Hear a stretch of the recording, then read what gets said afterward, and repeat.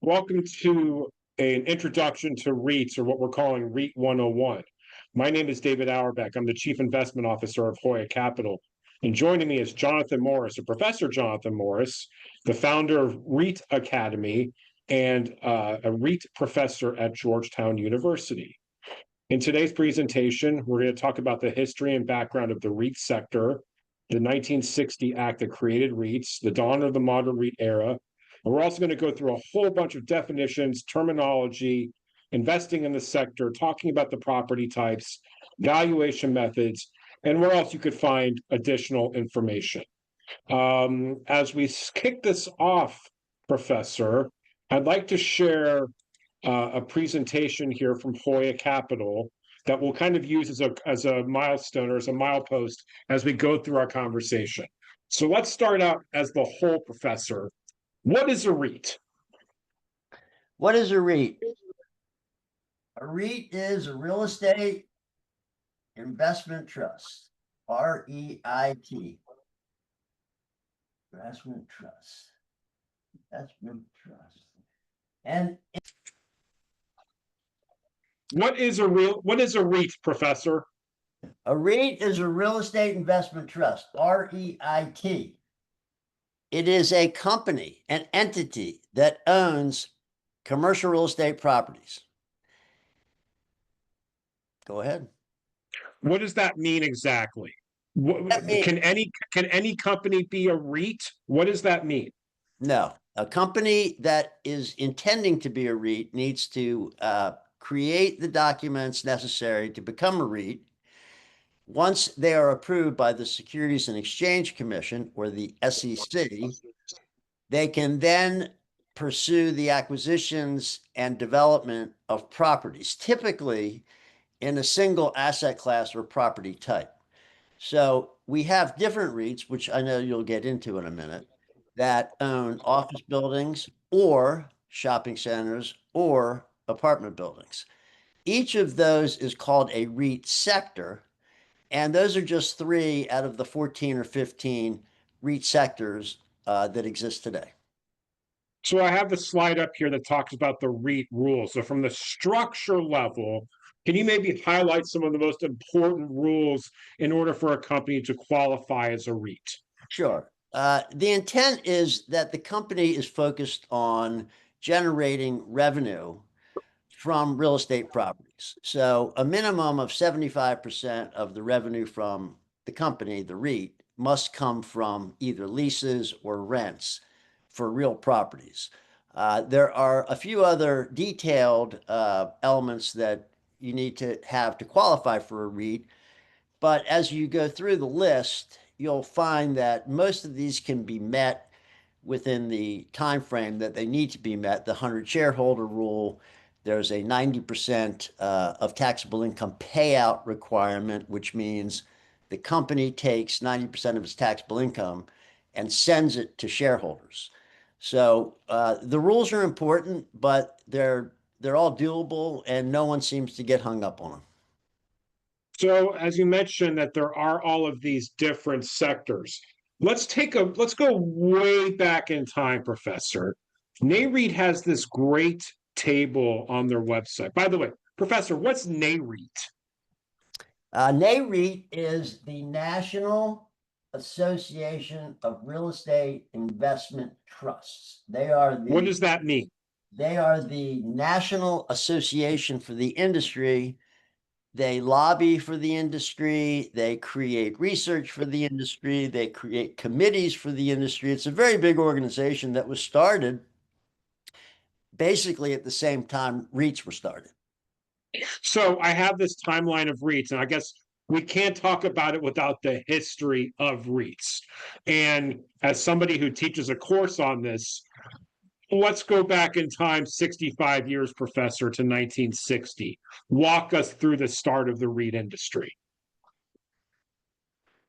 1960 was a period where the United States economy had time to heal from World War II, from the Great Depression. And at the end of those disruptive events, we had a calm period for about 10 to 12 years. at which time the middle class became a major thing. People were working, they were having families, they were buying their first home. And as time went by, the middle class saved as much money as they could. Their only investment alternatives were basically a certificate of deposit down at their local savings and loan. They didn't know about the stock market, so they really didn't participate in it. But they also drove by shopping centers and apartment buildings, and they always wondered, how can I, the middle class hard worker, invest in properties such as those? When they found a way to find out, they realized that those developers did, in fact, welcome investors into their projects. But the minimum investment, even back then, was about $500,000 just to get involved. So the middle class could not afford that. The idea of a real estate investment trust was to democratize the investment in commercial real estate. These REITs became public companies, traded on the stock exchanges, and you could invest as little as $1,000 or $2,000 or $5,000 in any one of these public REITs and immediately participate in the commercial real estate that they owned. Can you walk us back to like Resolution Trust and how that kind of played into all of this? Again, going back to the beginning of time. Yeah. So 1960, Congress passed the legislation that that allowed for the creation of REITs. After 1960, the industry became what I would call a cottage industry.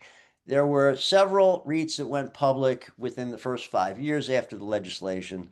But the truth of the matter is, it didn't grow substantially.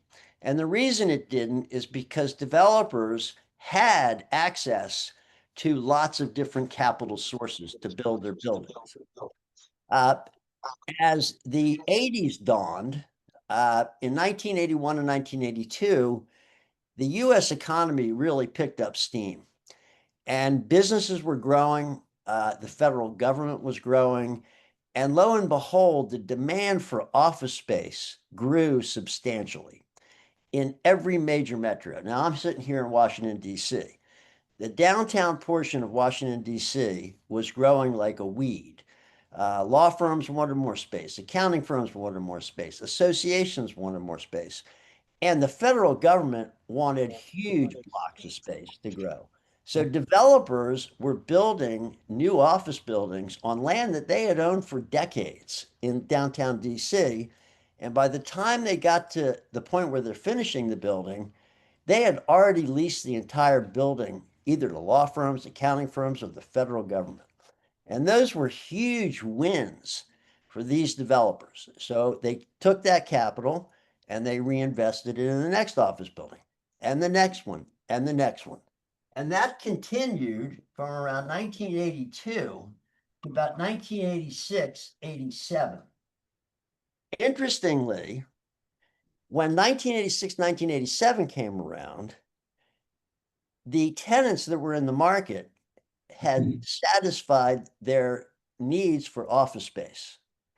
And the newest buildings that the developers built sat empty. Now, as you know, Dave, when you build a new building, you get a construction loan, which you have to guarantee, and you put in the land that you've owned for a long time. As time goes by, you build the building, and your hope is that you'll be signing leases during construction. Nobody signed any new leases. By the time the building was completed, there were no leases whatsoever.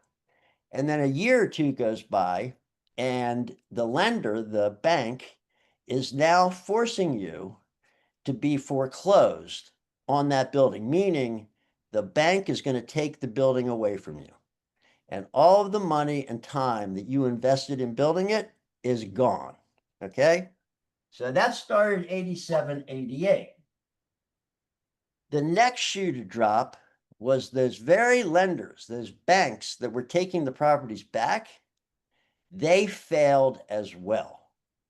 They couldn't meet their reserve requirements. They couldn't meet all of the checks and balances that they need to have to be an operating open savings and loan under the FSLIC, which is the Federal Savings and Loan Insurance Corporation, and FSLIC shut them down.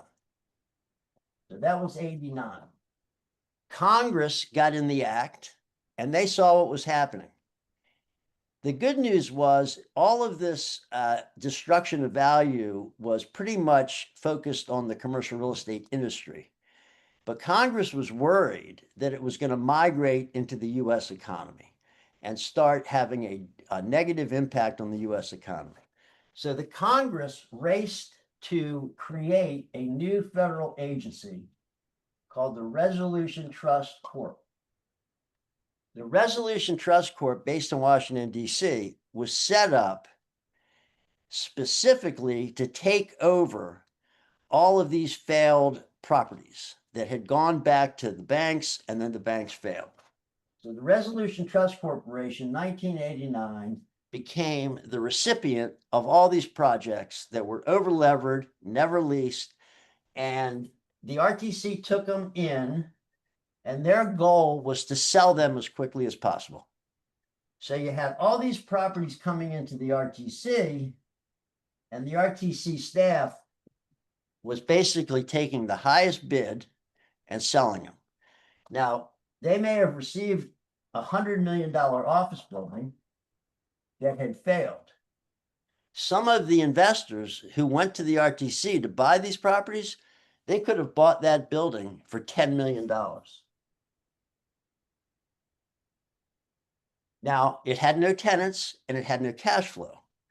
But to buy a $100 million office building for $10 million to someone looked like a good deal. And as it turns out, it was. So you mentioned a handful of REITs started trading in the 60s. I think the most famous example that still exists today would be Kimco. Is that correct? No, that was 1990. What legacy REITs that we know today are the earliest going back in time? Well, Washington Real Estate Investment Trust, now called ELM, went public in 61 or 62. Federal Realty, a big shopping center REIT, went public right after the law was passed. And there were a group of REITs that went public.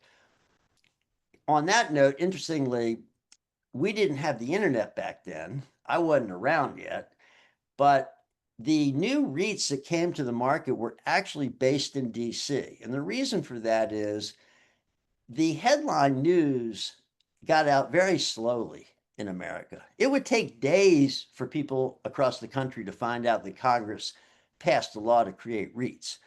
But the folks in DC, particularly the lawyers, knew about it immediately. And they turned to their entrepreneurial clients and some of their real estate clients and said, hey, you can form a REIT now and finance and capitalize your assets. And they did. But what you're talking about is what's called the dawn of the modern REIT era. And this is where things got very interesting very quickly. As I mentioned, 88, 89, all these properties were failing miserably. However, there were many, many, many developers that owned large portfolios of properties that never got into trouble. They never raced ahead to build a building without tenants. And unfortunately for them, the financial industry looked down their nose at the portfolios that they owned. Whereas just years before, they were happy to lend them money. But now that all this was going on and the RTC formed, these lenders, for all intents and purposes, shut down. They did not want to lend on commercial real estate. No one wanted to invest in commercial real estate. And even for those companies that were going concerns, had been in business for 20, 30, 40 years, they couldn't get new loans. And that was becoming a big problem. So in early 1990, two investment bankers, one at Merrill Lynch, one at Goldman Sachs, came up with the idea, why don't we bring out the REIT model that was started in 1960 and introduce it to these developers and property owners who had been around for, decades, and suggest that they convert their holdings into a REIT. So they take all their properties, they put them into the REIT, and then the REIT goes public in an IPO. Well, it didn't take long for the executives, the chairman, the CEOs of these companies to say, let's go, let's do it. And in 1993 and 1994, the combination of 24 months, a total of nearly 100 new public REITs were formed. Now today, as you know, Dave, we have about 185 public equity REITs.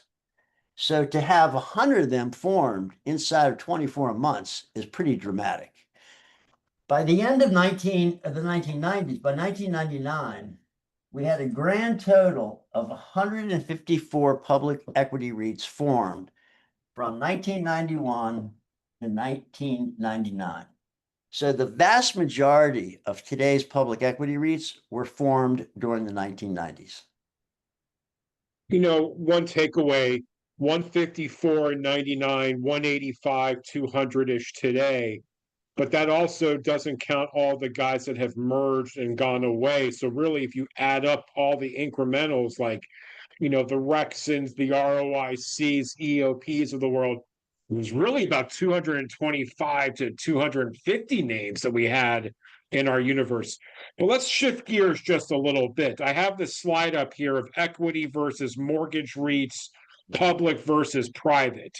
And then there's also this thing called OP units, Professor, which is different than your typical stock. So can we maybe unpack a couple of these different things? What's the difference between an equity and a mortgage REIT? What's the difference between private and public?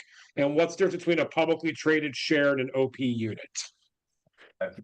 So let's start with equity versus mortgage. So up until this moment, what I've been talking to you about are equity REITs. Equity REITs are formed,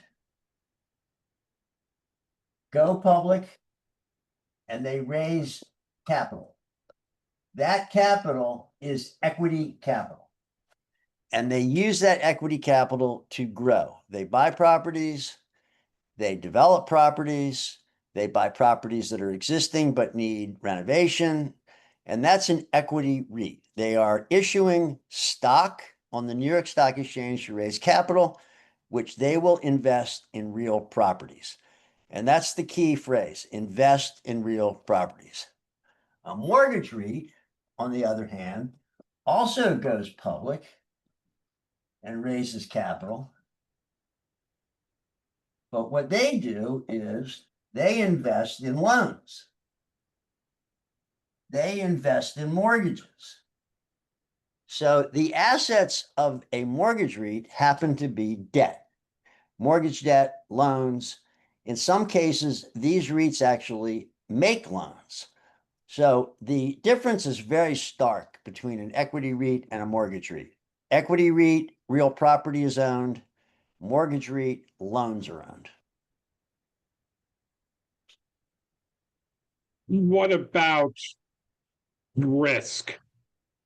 Is a mortgage REIT considered risky? Is an equity REIT considered risky? I know it's kind of a loaded question, but how do you view it?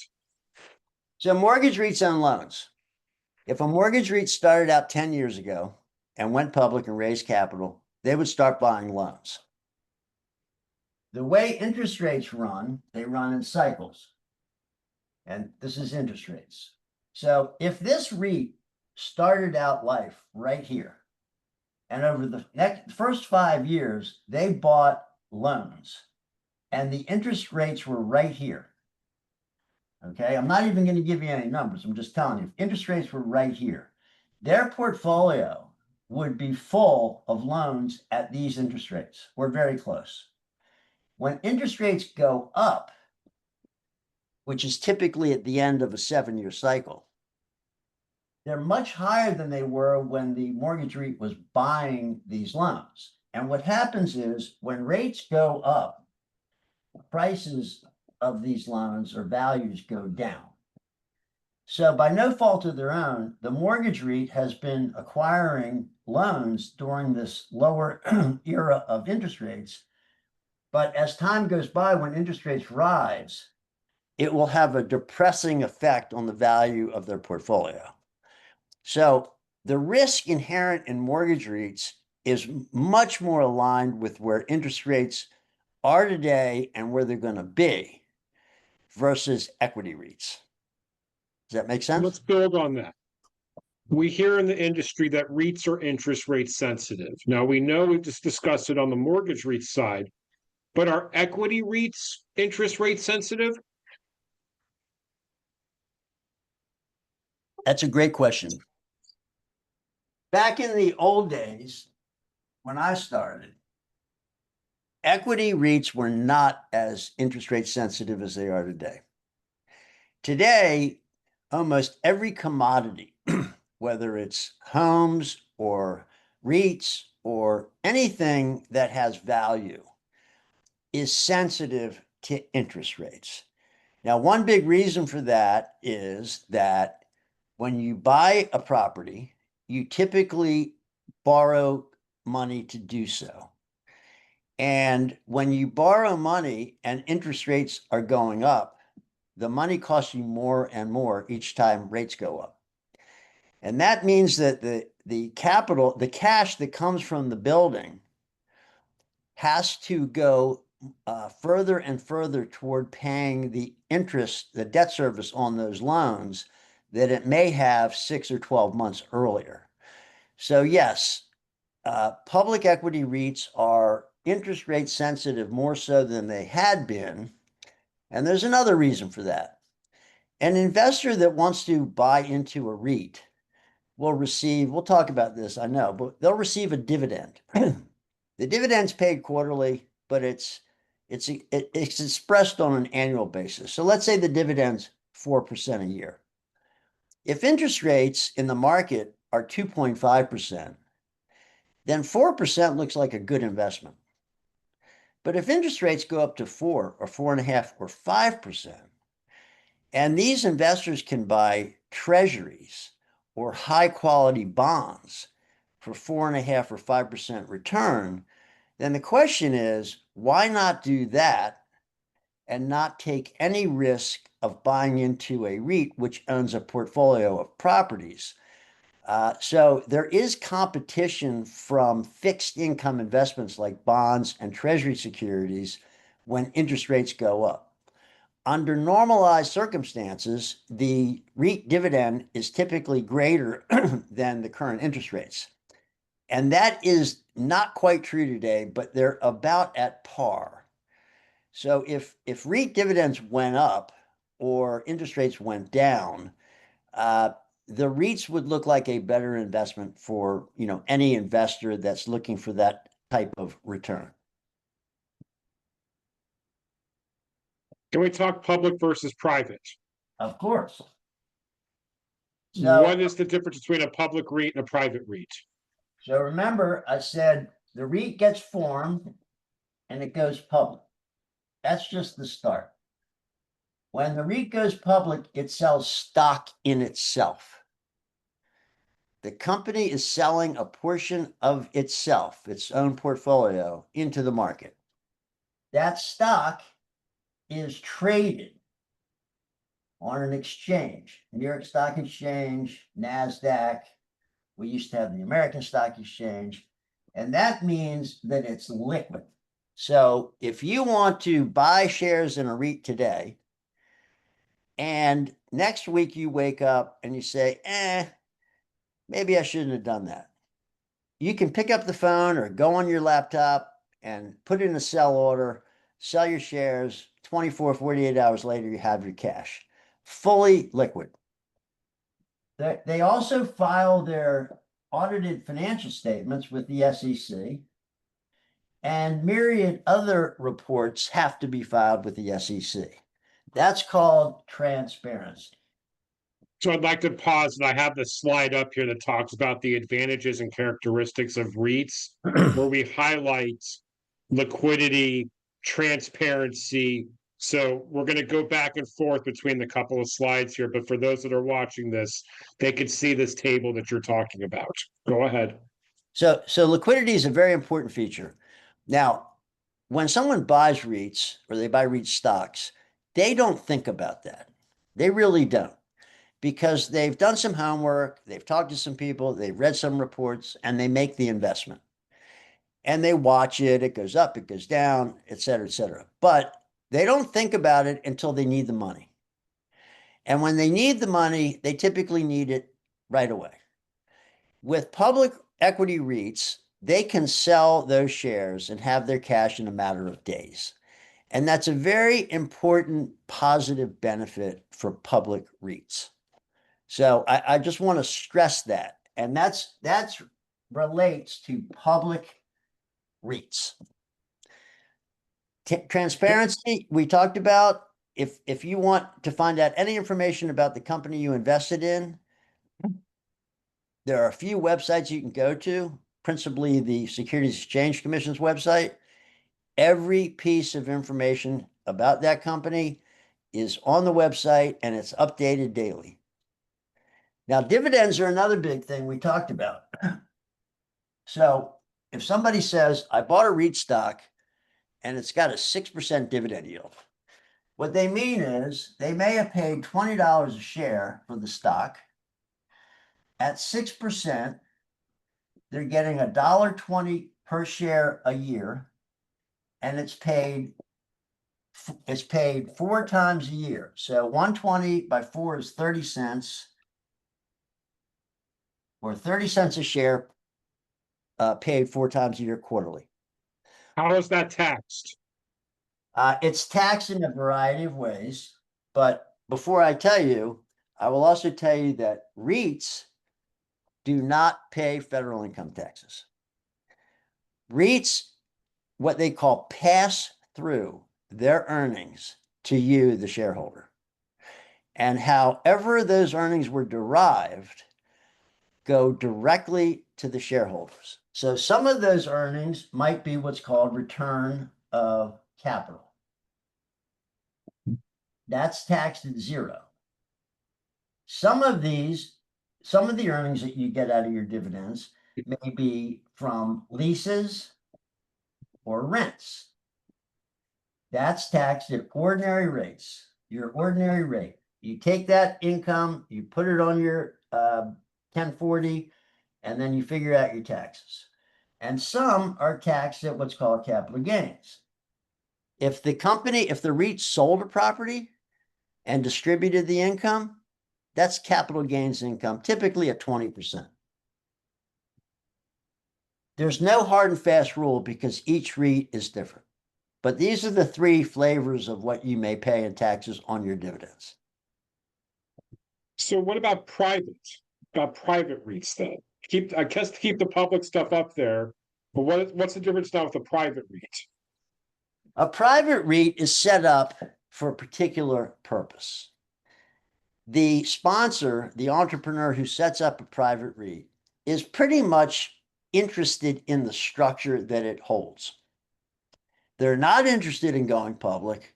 They're not interested in creating a publicly traded stock, but they are interested in the structure that the REIT has, which happens to be a very flexible structure in owning commercial real estate. So there are many, many, many private REITs in the country, and you don't hear about them. They don't advertise openly, but they're structured for a reason. And one of the benefits of a REIT, whether it's public or private, is that it is intended to be a growth vehicle.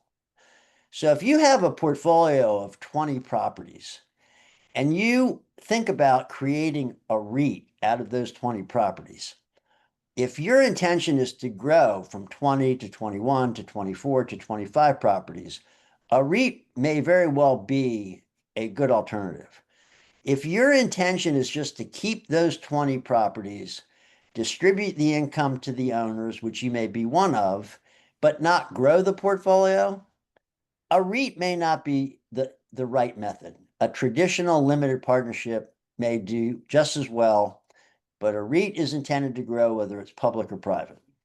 Now, of course, private REITs don't have liquidity. They don't file with the SEC. Their investment is denominated in stock, but that's pretty much the only similarity. If you want to find out what's happening to the private REIT that you invested in, you may get a report every quarter, but it's going to be very limited in scope. If you really want to find out what's going on, you go meet with the executives of the private REIT, wherever they may be based, and sit down with them for a couple of hours. Now, they're not beholden to tell you anything. It's not a public company, but they'll probably chat with you since you're an investor. But the difference between a public REIT in terms of disclosure of information, which is 100%, and a private REIT, which is whatever the sponsors want to tell you, is like day and night. So if you really trust the sponsors and you've done deals with them before and they've gone well, you may invest again with them in a private REIT. However, if you don't know the sponsors and you want frequent updates on your investment, it's probably better to go with a public REIT. And then what about OP units? How does that differ than all of this stuff? So OP units are a result of a watershed moment in 1992. A company by the name of Taubman Centers, who built malls, they and their counsel invented a new REIT structure called the UPREIT, Umbrella Partnership Real Estate Investment Trust. And what that did was it enabled the owners of each of the properties that came into the REIT a chance to exchange their interest in the property. Now, remember, the property was illiquid. The interest may have paid some cash each year, but they had a chance, a one-time chance, to take those interests and move them into the new REIT. In exchange, they did not get cash. They got interests in the new REIT, which are called operating partnership units, okay? Those are not liquid either, but they can become liquid at some point in time. They need to go through a few steps, but it was an attractive enough alternative to what they owned, which were limited partnership interests in individual properties, that those who were offered this chance accepted it. So the REIT is here, and below it is something called the operating partnership. And the folks that owned interest in the properties that would come into the REIT before they went public, they did so by contributing their limited partnership interest in, and they got OPUs out. Now, two other things. The dividends for the OPUs are identical to the dividends for the stock. Number two, the valuation for each OPU is identical to whatever the stock is that day on the exchanges. But they don't have immediate. I would say the last section I want to talk is about the metrics. Okay. And then if we have interest and this takes off, we'll do part two, doing a little bit of a deeper dive. But let's talk about the metrics. Walk us through revenues, expenses, all that fun stuff. And I have the slide up here, but to get to what we refer to as NAV. So walk us through getting to NOI to get to NAV, if you can go through some of that stuff for us. All right, well, let me give you a preamble. Remember, we've got about 5-6 minutes, just so you know. All right, we're talking about public companies in this case, okay? Public companies have always had to adhere to what's called generally accepted accounting principles.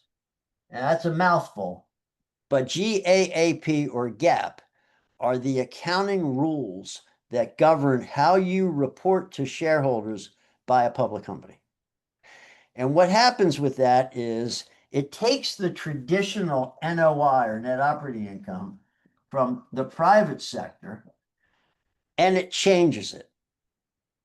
It changes it quite dramatically, in fact. So across the entire spectrum of commercial real estate in the private world, net operating income is really the number you want to know of any property before you begin analyzing the property or the income or any valuation of the property.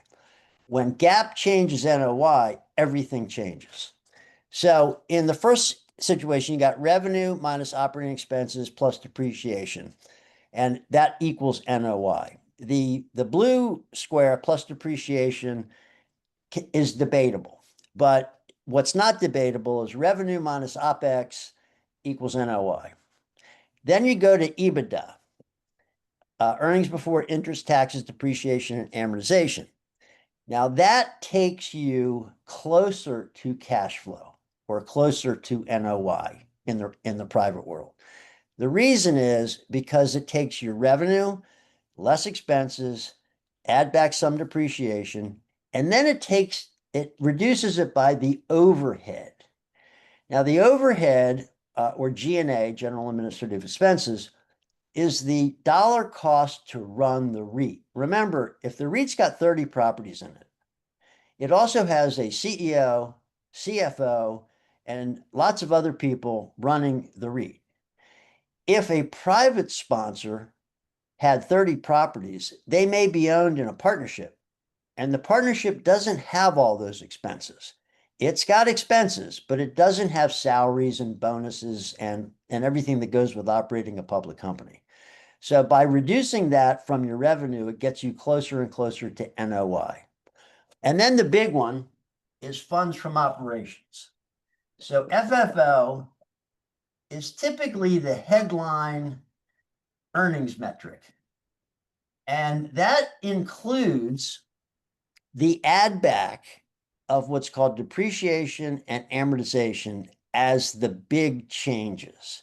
So FFO takes NOI and increases it.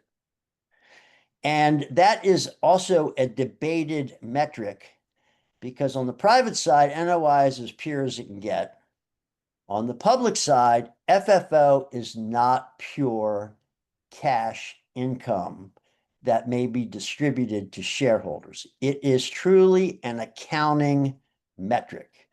The next one down is AFFO. Now, for me, I like AFFO much better than FFO because it adjusts it. It takes FFO and adjusts it to make it more similar to net operating income. Now, there's a couple of other metrics that aren't here, but one of them is called funds available for distribution.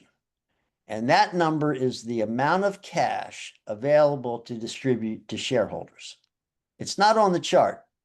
But what I want to point out is that AFFO, adjusted FFO, gets you closer and closer to how much cash the REIT can send to shareholders, which, by the way, is the most important thing for an investor because that's the cash that you're going to get. Last but not least, there's net asset value or NAV. Now, NAV is expressed in a per share number. So it's NAV per share. And here's how you get there. And this is the analogy I draw. CEO of a REIT, been running the company for 12 years. The stock has been trading low for the last 3 years. And he wakes up one day and says, I think it's best for my shareholders if we sell the company. He goes into the office, he talks to the board members, he talks to his executives. They begin down the path, and they're going to sell every asset that they own for the highest price they can get. So once they do that, they're going to get a big pile of cash. That pile of cash is a big number subtracted for the debt. So they do have debt on their portfolio. They're going to take the cash, which happens to be gross asset value, subtract their debt, that equals net asset value. But we're not done yet. We're going to take the net result. Let me come bring it up here. We're going to take that dollar amount. So sale of properties, cash minus debt equal net asset value just in cash. So we're going to take that big number of cash and we're going to divide it by the number of shares and units outstanding. Okay. So let's say this is nets down to $1 billion. That's what's left. 1 billion in cash. And let's say we have, well, make it easy. Let's say we have 100 million shares outstanding, shares and units. That would be $10 a share. NAV. Okay? $10 a share is your NAV. But that means nothing until you look at the stock price. And let's say the stock price is $6 a share. Now, what does that mean? You sold all your properties, you paid off all your debt, and you have $10 a share to distribute to your shareholders. Why would the stock market price your stock at 6 if you can get 10? Something's not right. So while we really don't go through all this exercise to sell everything and pay off the debt and, let everybody go home and that's it, there's a big difference between what the stock market is pricing your shares at and what your NAV is. And that's where the conundrum comes in. The difference between 6 and 10 is pretty pronounced. So this is the stock market's value. That's your legitimate value. And the question becomes, how can I convince the stock market that our value is much closer to 10 than it is to 6? And that's a heavy lift. But good CEOs, good CFOs, good investor relations people can make the argument day in and day out that the stock should be closer to 10 than 6. And sometimes they'll prevail. Does that help? Very much so. Professor, thank you so much for spending the past hour doing a REIT 101 class with us. If you'd like to learn more about REITs, I highly suggest you check out Jonathan Morris's REIT Academy, REIT Academy.com. If you'd like to learn more about Hoya Capital and the slides and all that stuff, you can reach out to us at HoyaCapital.com. And if you like this video, let us know, and we could do more of these for you, going deeper and deeper into the REIT sector. So, Professor Morris, thank you again for your time, and I hope to be chatting with you again soon. Thanks, Dave. Really appreciate the time.